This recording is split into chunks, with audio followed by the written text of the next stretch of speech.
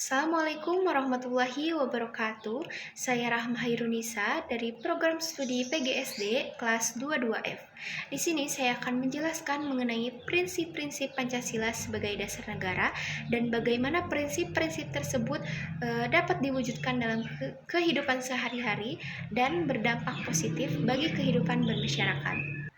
Kemudian, saya juga akan menjelaskan mengenai peran dan tanggung jawab generasi muda dalam mengamalkan nilai-nilai Pancasila dalam kehidupan berbangsa dan bernegara, dan langkah konkret yang dapat dilakukan oleh generasi muda untuk menjadi agen perubahan yang berperan aktif dalam mewujudkan cita-cita Pancasila. Baik, yang pertama mengenai prinsip-prinsip Pancasila. Pancasila adalah dasar negara Indonesia yang terdiri dari 5 sila, yaitu ketuhanan yang Maha Esa, kemanusiaan yang adil dan beradab, persatuan Indonesia, kerakyatan yang dipimpin oleh hikmat kebijaksanaan dalam permusyawaratan perwakilan, dan keadilan sosial bagi seluruh rakyat Indonesia. Prinsip-prinsip ini bersumber kepada 10 pilar demokrasi Pancasila.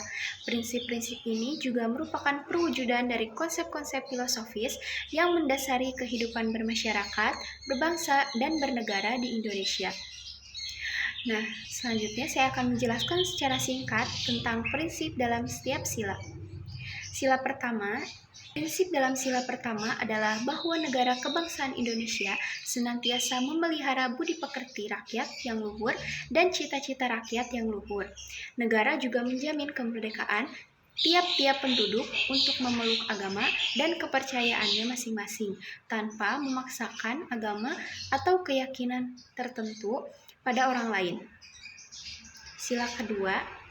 Prinsip dalam sila kedua adalah bahwa manusia diakui dan diperlakukan sesuai dengan harkat dan martabatnya sebagai makhluk ciptaan Tuhan yang Maha Esa, yang sama derajatnya, yang sama hak maupun kewajiban asasinya, yang sama kedudukannya di hadapan hukum maupun dalam pemerintahan, yang sama haknya untuk mendapat pekerjaan dan penghidupan yang layak bagi kemanusiaan, serta tanpa membeda-bedakan suku, agama, dan kepercayaan, keturunan, jenis kelamin, dan juga kedudukan sosial.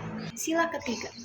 Prinsip dalam sila ketiga adalah bahwa negara kebangsaan Indonesia menjaga persatuan dan kesatuan bangsa dengan menghormati keragaman suku, budaya, bahasa, agama, dan kepercayaan yang ada di dalamnya. Kemudian, negara juga berusaha untuk meningkatkan kesejahteraan rakyat dengan mengembangkan potensi daerah dan sumber daya alam secara adil dan merata. Prinsip dalam sila keempat adalah bahwa negara kebangsaan Indonesia menjalankan sistem pemerintahan yang berdasarkan pada kedaulatan rakyat dengan mengutamakan musyawarah untuk mencapai mufakat dalam mengambil keputusan penting bagi kepentingan bersama. Negara juga menghargai hak asasi manusia dan menegakkan supremasi hukum serta menjunjung tinggi nilai-nilai moral dan etika. Prinsip dalam sila kelima adalah bahwa negara kebangsaan Indonesia berusaha untuk mewujudkan keadilan sosial bagi seluruh rakyat Indonesia dengan menjamin hak-hak dasar warga negara seperti hak sipil, hak politik, hak ekonomi, hak sosial, dan hak budaya. Negara juga berkomitmen untuk menghapus segala bentuk diskriminasi, penindasan, kemiskinan, dan penyimpangan sosial yang merugikan rakyat. Nah, dalam prinsip-prinsip kelima Pancasila tersebut dapat diwujudkan dalam kehidupan sehari-hari.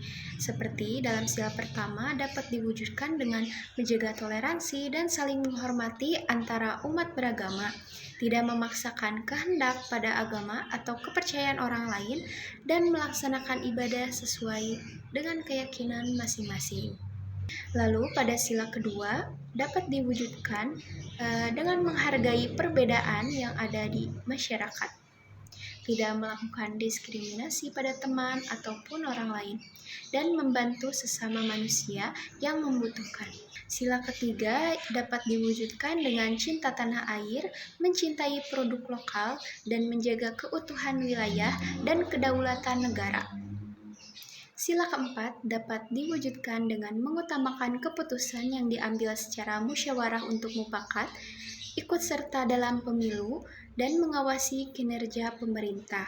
Yang terakhir yaitu sila kelima dapat diwujudkan dengan membayar pajak secara tertib, menabung untuk masa depan, dan berpartisipasi dalam program-program sosial yang diselenggarakan oleh pemerintah atau masyarakat.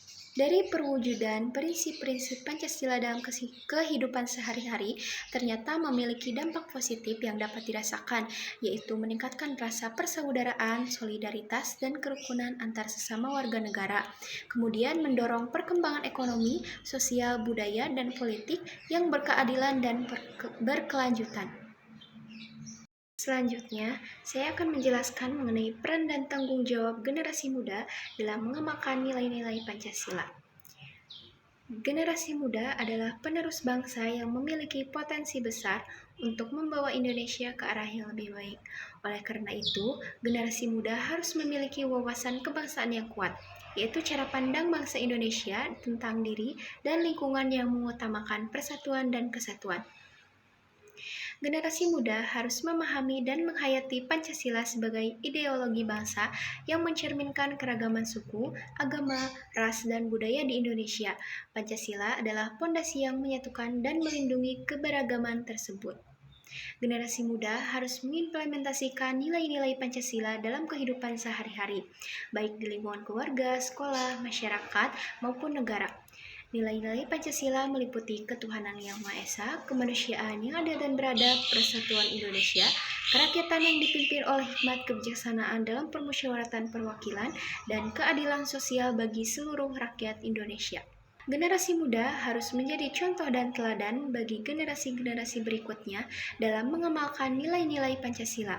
Generasi muda harus menunjukkan sikap toleran, gotong royong, demokratis, nasionalis, patriotis, berintegrasi, produktif, dan tanggung jawab. Langkah konkret yang dapat dilakukan oleh generasi muda untuk menjadi agen perubahan yang berperan aktif dalam mewujudkan cita-cita Pancasila, yaitu generasi muda harus meningkatkan kualitas diri melalui pendidikan formal maupun informal.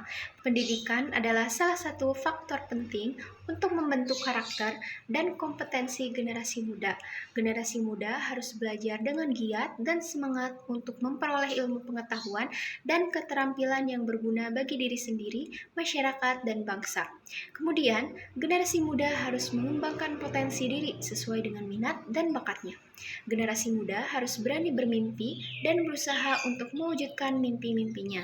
Generasi muda harus memiliki jiwa kewirausahaan atau kepemimpinan yang dapat memberikan kontribusi positif bagi pembangunan nasional.